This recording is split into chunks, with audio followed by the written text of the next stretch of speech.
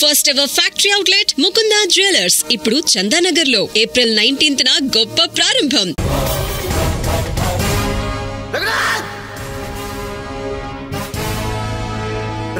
ఏంట్రా ఏమైంది?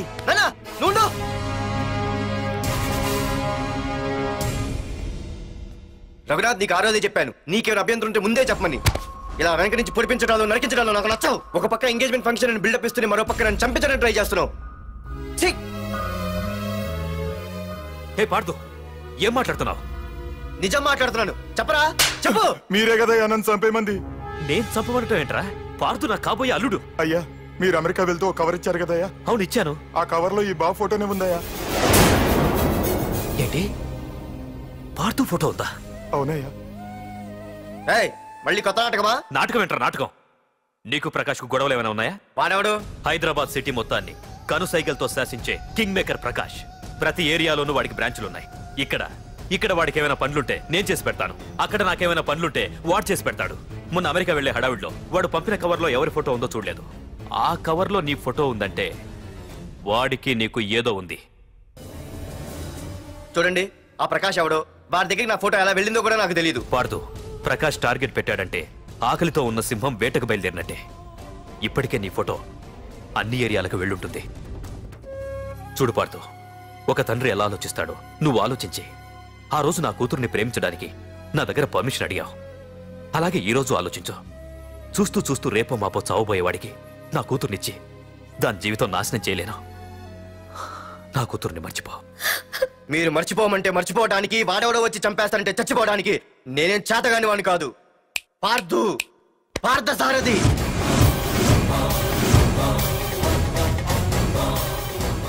నేను మామూలుగా దేనికి ఫిక్స్ అవ్వను. వన్స్ ఫిక్స్ అయ్యానంటే ఎవ్వడడ్డొచ్చినా డ్రాప్ అవ్వను. నేనే హైదరాబాద్ వెళ్తా, ఆ ప్రకాష్ ఎవడు వాడి సంగతి ఏంటో తేల్చుకుని వస్తా. మాధురి, పెద్దలు నిర్ణయించిన ముహూర్తానికి ఈ నెల 28వ తారీఖు రాత్రి 9:29 సింహాచలం గుళ్ళో మన పెళ్లి. ఇందులో ఏ మార్పు ఉండదు.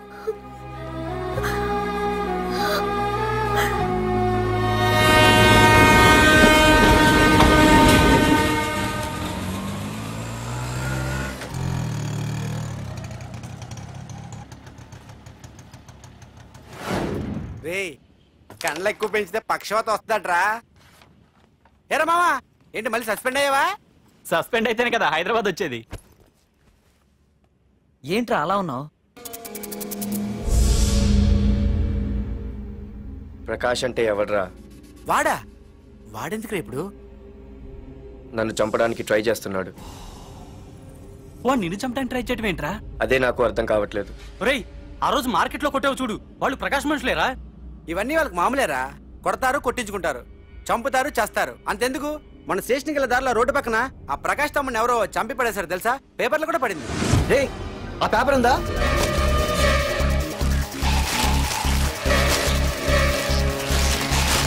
రే విడారా?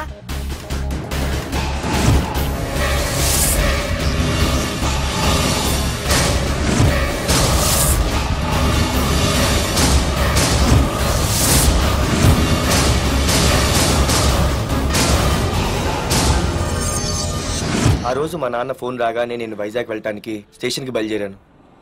Auto auto auto.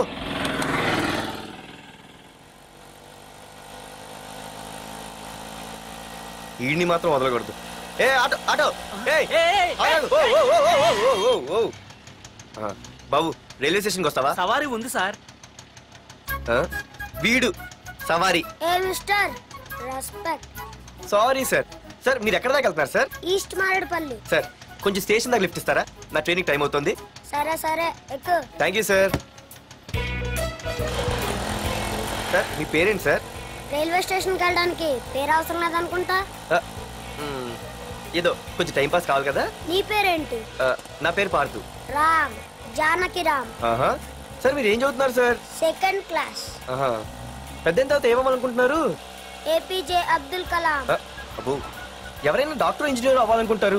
మీరేం సార్ ఏకంగా రాష్ట్రపతి పోస్ట్ కి ఎసరు పెట్టారు? అంతకన్నా పెద్ద పోస్ట్ ఉందా?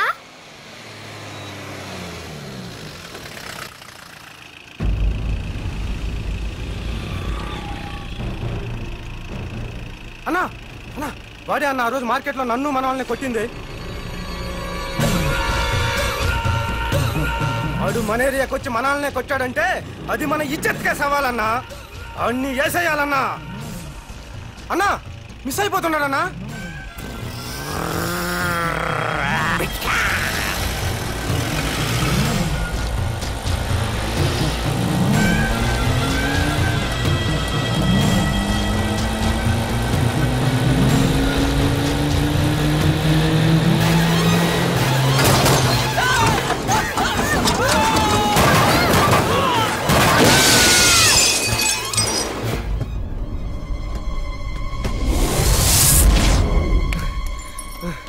చిన్న రే చిన్న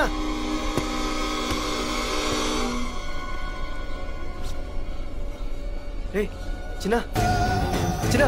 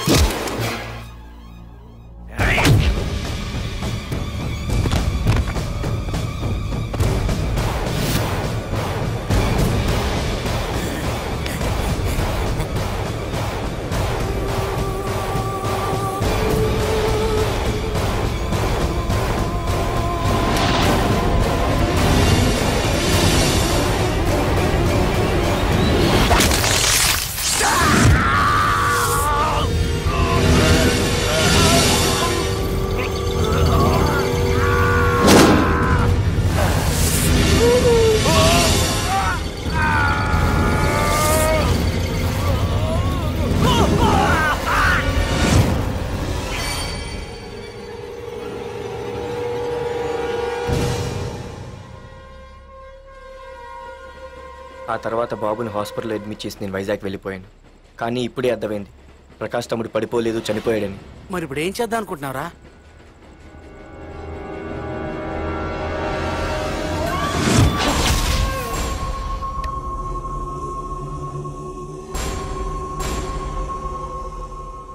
బాగున్నాడు కదరా కుర్రాడు. అవనా చాలా స్మార్ట్గా ఉన్నాడు.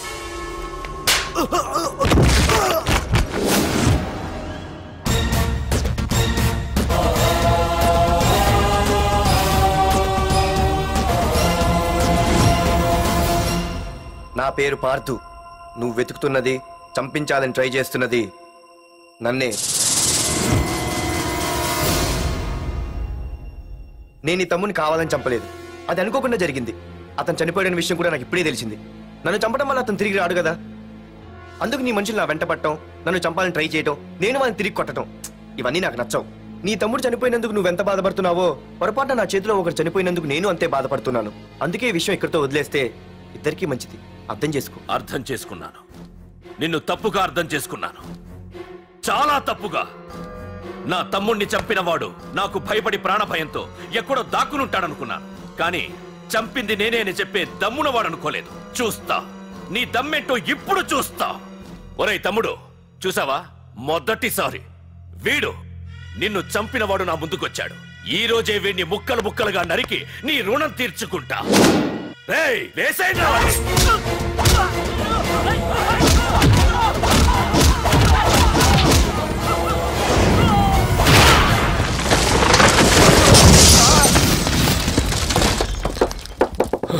రేయ్ ప్రకాష్, నాకు సైలెన్స్ అన్నా వైలెన్స్ అన్నా అస్సలు నచ్చవు.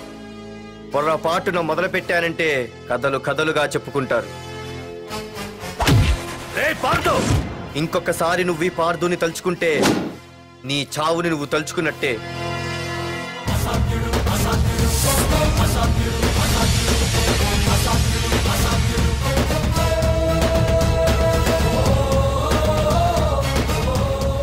మా బామ్మ పిడుగు శబ్దం వినాలి కానీ చూడకూడదనేది. అంటే ఏంటి ఇప్పుడు అర్థమైంది. ఈడు ఇంకా తీరుకోలేనట్టుంది.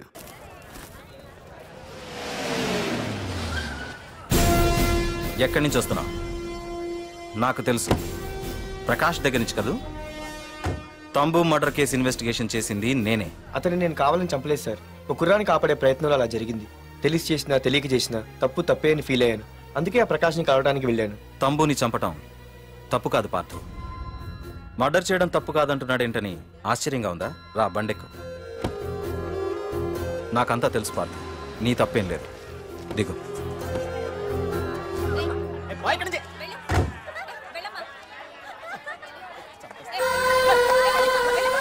ఆమె ఎవరో తెలుసా? నాకంటే ముందు నా పోస్టులో ఉన్న పోలీస్ ఆఫీసర్ భార్య. తన కళ్ళ ముందే తన భర్తని ఆ తంబుగాడు అతి దారుణంగా నరికి చంపేశాడు. అది చూసి ఆవిడ పిచ్చిదైపోయింది.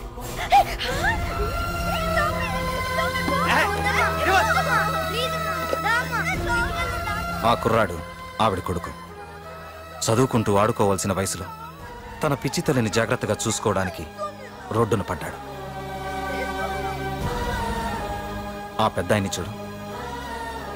6 సంవత్సరాల క్రితం తన కూతురి పెళ్లి కోసం బట్టలు కొనడానికి కూతురుతో పాటు సిటీకి వచ్చాడు. తంబుగాడు ఆ అమ్మాయిని ఎత్తుకుపోయాడు. ఆ రోజు నుంచి ఈ రోజు వరకు తన కూతురు ఉందో లేదో తెలియకపోయినా ఎప్పటికైనా తిరిగి ఇవ్వకపోతారా అన్న చిన్న ఆశతో ఈ సిటీలో ఉండిపోయాడు. వీళ్లే కాదు పార్థు, ఒక్కసారి అటు చూడు. పశువులు కూడా ఉండలేని ఈ మురికి నీళ్ల పక్కన వీళ్ళు ఎందుకుంటున్నారో తెలుసా? ఆ ప్రకాష్ గాడు తన తమ్ముడి పేరు మీద మల్టీప్లెక్స్ కట్టడానికి వీళ్ళుండే ఇళ్లని ఖాళీ చేయించి తన సొంతం చేసుకున్నాడు. వాణ్ణి ఎదిరించలేక, వేరే దారి లేక వీళ్ళంతా ఈ దుర్భరమైన జీవితాన్ని గడుపుతున్నారు. ఇప్పుడు చెప్పు పార్థు, తంబుని చంపడం తప్పని ఇంకా నువ్వు ఫీల్ అవుతున్నావా? నువ్వు అడగచ్చు, ఇన్ని జరుగుతుంటే మీరేం చేస్తున్నారని. మా అధికారమే మాకు అడ్డమైంది. ప్రకాష్ గారిని టచ్ చేస్తే చాలు మినిస్టర్స్ నుంచి ఫోన్ కాల్స్, ఒక్కడుగు ముందుకేస్తే చాలు వెనక్కి రమ్మని హైకమాండ్ నుంచి ఆర్డర్స్. నా దృష్టిలో ప్రకాష్ని అరెస్ట్ చేయకపోవడం ఎంత తప్పో నిన్ను అరెస్ట్ చేయడం కూడా అంతే తప్పు. ఇదిగో నీ పర్స్. తంబు డెడ్ బాడీ దగ్గర దొరికింది. పార్థు, నిశ్చింతగా ఊరెళ్ళి నువ్వు ప్రేమించిన అమ్మాయిని పెళ్లి చేసుకుని హ్యాపీగా ఉండు. చూడు, నిన్ను నువ్వు రక్షించుకోవడానికి ఆ ప్రకాష్ని గాని వాడి మనుషుల్ని కానీ ఏమైనా చేయి. నీ వెనక నేనున్నాను. Wish you all the best.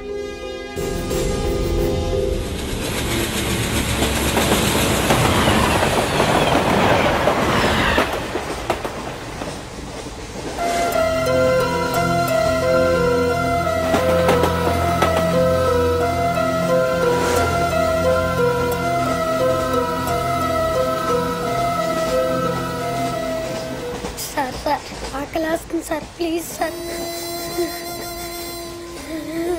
అమ్మ ఆకలి వస్తుందమ్మా. Sir sir please sir.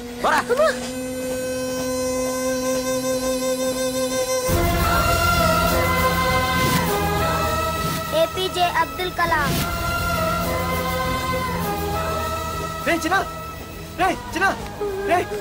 ఏమైందిరా నీకు? ఏంటి ఇలా ఉన్నావు? ఏమైందో చెప్పరా? చెప్పు. వాట్?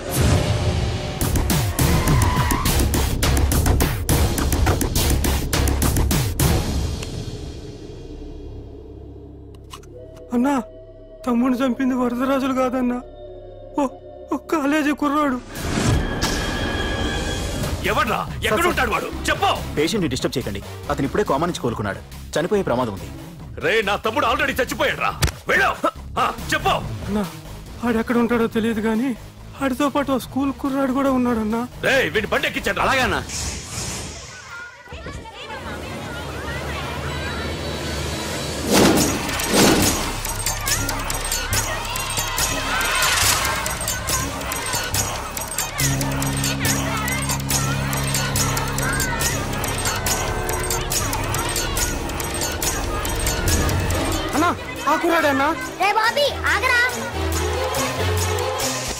మర్యాదగా చెప్పు. నిజంగా అతను ఎవరో మాకు తెలియదు సార్.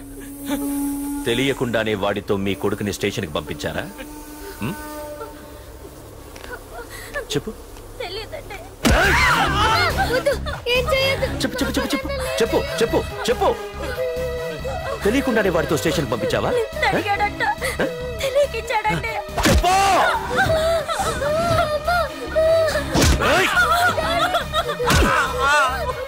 చెప్పవే, చెప్పు చెప్పు.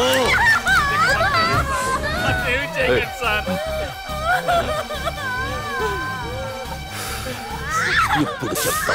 చెప్పు. చెప్పు చెప్పు. తెలీదా? చెప్పు చెప్పు చెప్పు.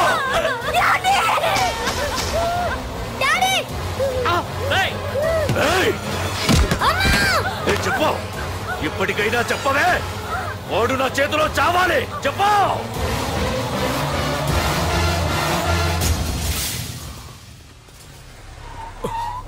సార్, వాడి గురించి ఇన్ఫర్మేషన్ తెలిసింది సార్. ఇది వాడి ఫోటో. అన్నా వీడే వీడే నా తమ్ముడు చంపింది వీడే.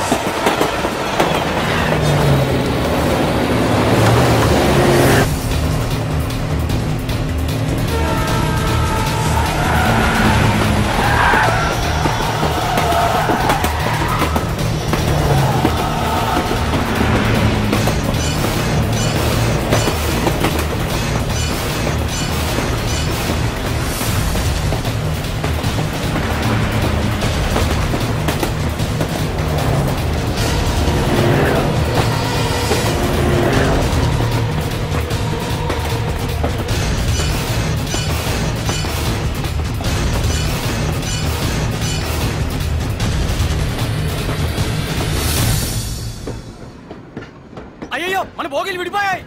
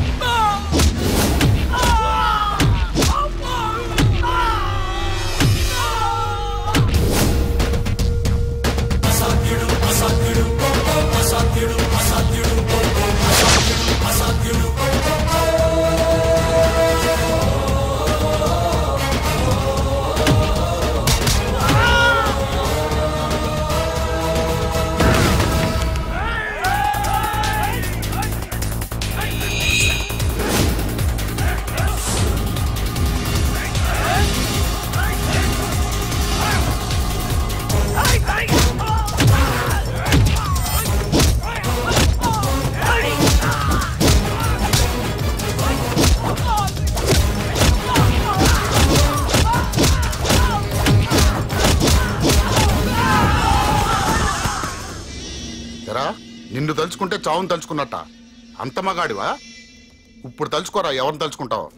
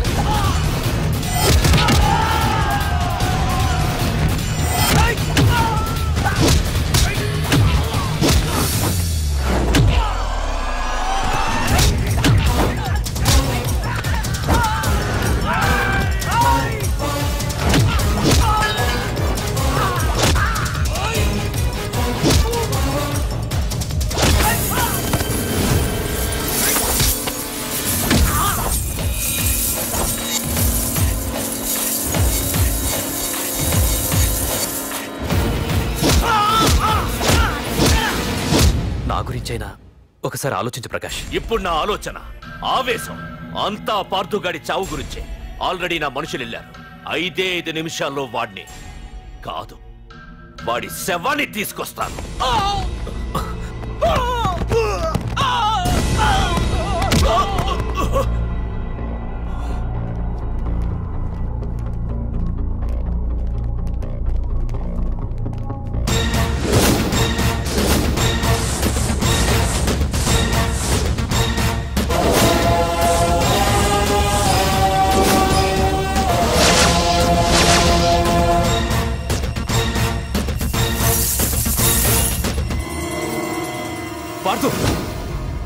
రేయ్, నువ్వు జీవితంలో ఏ తప్పైతే చేయకూడదు అదే చేశావు.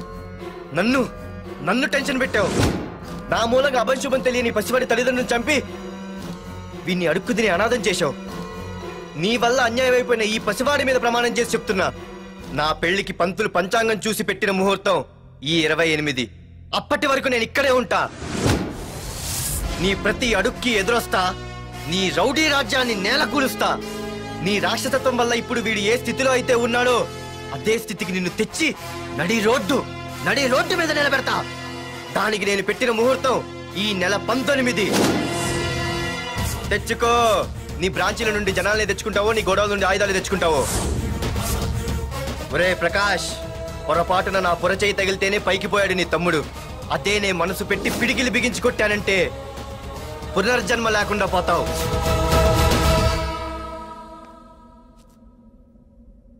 మళ్ళీ చెబుతున్నా, నేను ఒంటరి. నీ మనుషులు 100లైనా 1000లైనా ఏరి పారేస్తా.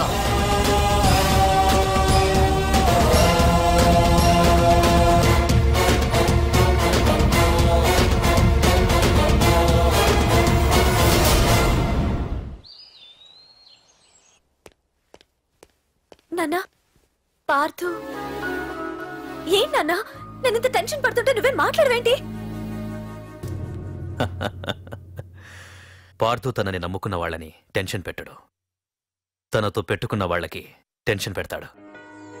అవునమ్మా, ఒక్క ప్రకాష్ కాదు, 100 మంది ప్రకాష్లు అడ్డొచ్చినా వాళ్ళంతు చూసి పెట్టిన ముహూర్తానికొచ్చి నీ మెళ్ళో తాళి కడతాడు.